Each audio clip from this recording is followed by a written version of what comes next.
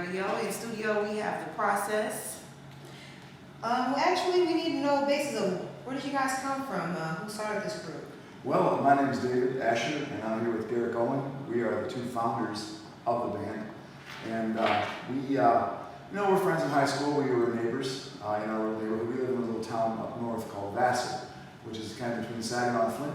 Okay. And Garrett has always played rock guitar, and some years back, I've always listened to rock music and funk and all the different styles, but I got inspired by reggae music and the message in the music. Okay. And so at that point, that's when I got the idea to fuse reggae and rock music together. Okay. We were one of the first groups that actually did that. Now there's been many more since then. But we started back in the early 90s, and since then a lot of other groups have done it. I mean, before us, maybe there was the Clash and maybe the Bad Brains, but they didn't do it quite the way that we've done it. So it's more of a. What I hope to do is I was hoping to cross reggae music over to rock and roll people. Mm-hmm. But really, what happened more was the rock and roll. People picked up on it more than the reggae people. But we're slowly making our inroads. I mean, we've made inroads through the internet this last year into England and Africa and Asia. People are picking our records up all over the world now. So it's kind of better for us. Yeah. Okay. Okay, and just starting from where you guys came from, what was the initial reaction to the infusion of your rock and reggae style? Well, a lot of people were very, very shocked, but pleased at the same time. Exactly. That's kind of the feel that we got from it. I mean, it really surprised a lot of people what we were doing. They're like, where did these guys, where did they get the idea to do this and whatnot? And at the time when the clubs we were playing, there wasn't very much original music being played in the clubs. Mm-hmm. I mean, it was mostly cover tunes, and we had to kick in the door of a lot of clubs to do all, because we do strictly all originals when we play. Okay. We're not like a variety band or anything like that. That was the line that we held, and we held it for a long time. And it was difficult at first, but now you see mostly clubs do feature original music now compared to the days when we first started, 17 years ago. Right. And just tell us a little bit, what does the Pigman represent? I started seeing this a lot, and it was kind of, freaked me out at first. I'm like, but this is cool. So what does the Pigman represent to you? Well, that's kind of good. That Pigman's really, that's kind of a bit of our own local culture there. The Pigman was a creepy old pig farmer. Actually, he was a real sweet guy. Okay. But he lived in a very creepy place. Right. He lived in a trailer with no running water, and there was a creepy house next door where there had been a double murder. And the Cass River was right there, and there was an old iron bridge, and finally the Pigman died.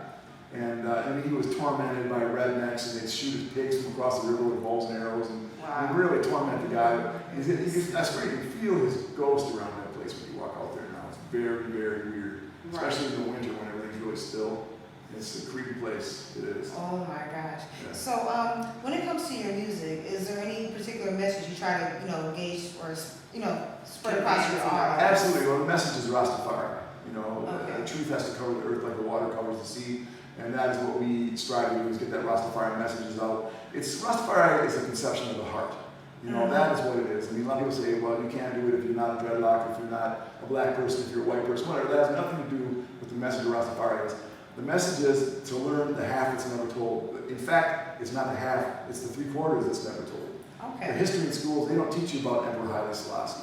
They don't teach you about Marcus Garvey or the kings of Africa. No, they don't. The kids are not learning that. They're not learning their own pride, but really the pride of humanity is not being taught. We're all, in the end, we're all humans, but we all, our lineage is African. We're all Ethiopians in the sense that we're all citizens of the world. Exactly. You know what I mean? Exactly. You know what I mean? And so that's the message that we're trying to get out there. I mean, like I say, Rasta's a conception of the heart. You don't have to smoke pot. There's not. Some do, some don't. But Right. You know what I mean? But it's a spiritual message, and it's regarding truth. And like I say, the real important things that are not being taught in school need to be brought out and brought to the forefront. Really, music is the weapon of the future. It's a saying I have. And we're going to throw away guns and wars and fight this war with music for truth. That's what we do. Our guitars are our weapons, and our words are our bullets. Okay. So. Exactly. And I see you were nominated for a Grammy here in 2007. We were in contention for actually 3, I think, this last year. Okay. We had a really blessed year that year. That was exciting. What were the three groups, like what were the titles? I guess? What were they? There were a couple songs, a couple of Song of the Year, and there was a couple other ones. And it was, interesting to be on that list of the groups in contention because there was a lot of big names on there, Right. To see your name on there was very much a thrill. That's excellent. Okay. And And I see that you also won, at least for the Detroit Music Awards, you won Best Song of the Year back in 2007. Actually, in 2007, what we won was Outstanding Reggae Group. That's what it was. Yeah, Okay. and then I think we won Songwriter the year before that. Okay. And that was, it's difficult. I mean, our drummer, you guys mentioned, he plays with George Clinton. Right. George Clinton's P-Funk All-Stars.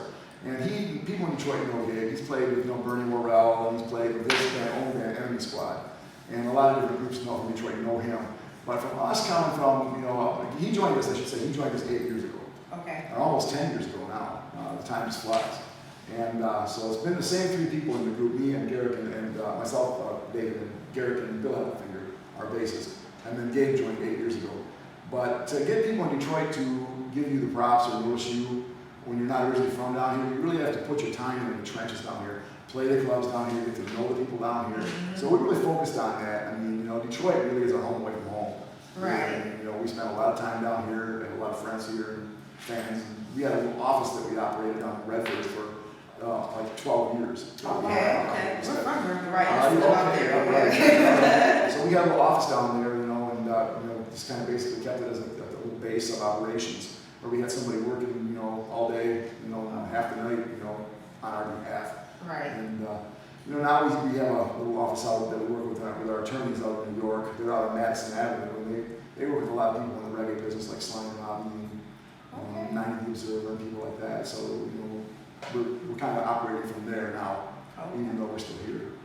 All right. So, what do you have in the near future as far as any? New releases, New releases shows or- coming up for you all. Yeah, we have actually a show coming up. It's the 18th. It's a Friday, the 18th of this month, and it's part of the Mount Clemens Music Festival.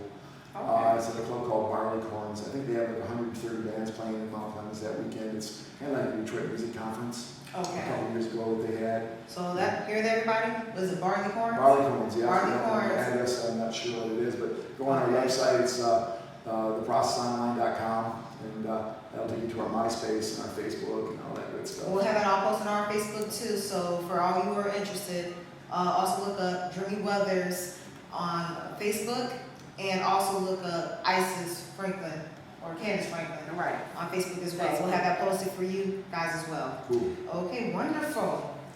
Okay, so do you do this as, I see, sounds like it's more of a passion. It's definitely not a drive by money. So No, it's a passion. Is It's what it definitely is. It's a passion. Okay. Rastafari touched my heart back, I guess, in the 80s sometime, but I realized it was some knowledge that I had ever since, from before I was a baby. Something that was born in me that just needed to be awakened. You know what I mean? Is an inborn knowledge of it. But, books that I can recommend people to read if they're interested in knowing about Rastafari or about Haile Selassie, and his courage against all the forces of evil that he fought. You can read his autobiography. okay. It's in print on Oxford Press. It's called My Life in Ethiopia's Progress. And it's a 2-volume autobiography. And then any person, you learn about Marcus Garvey. Learn about Marcus Garvey and learn about how he influenced so many people to take their identity and pride in themselves after so many years of having both taken away from them. Yeah, my father's Jamaican. Oh, okay. So yeah, I've had heard a little bit about Marcus Garvey, what Okay. he represented. Right. He kind of was like the Mother Teresa, so to speak, Exactly, as far as yeah. the message he tried to have set across, I guess, as far as the Jamaicans. So yeah, so it's interesting. Mhm. And I know you guys are going to play us a little something today. Let's talk about what are you going to play us today? Oh, we're going to play a little song. It's one of our best known tunes. It's called Johnny the Herb. Okay. And this song was, I don't know if you're familiar with High Times Magazine, but they Oh, made, yeah, of course. they named this You know ISIS is. Yeah, they named this to their all-time Pot 25 song chart, so it's one of the all-time 25 pot songs. So. Wow. Okay. Okay, it's called Johnny the Herb. 3, 4. In the beginning, Jah created man.